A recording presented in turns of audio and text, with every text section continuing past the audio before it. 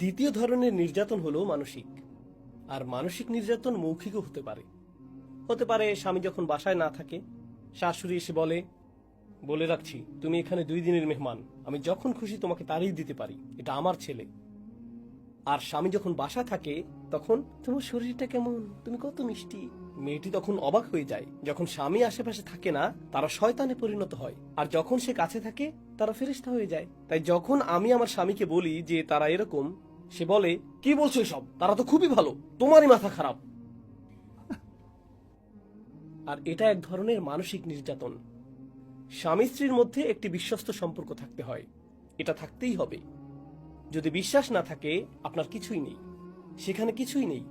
এটা কোনো রক্তের সম্পর্ক নয়।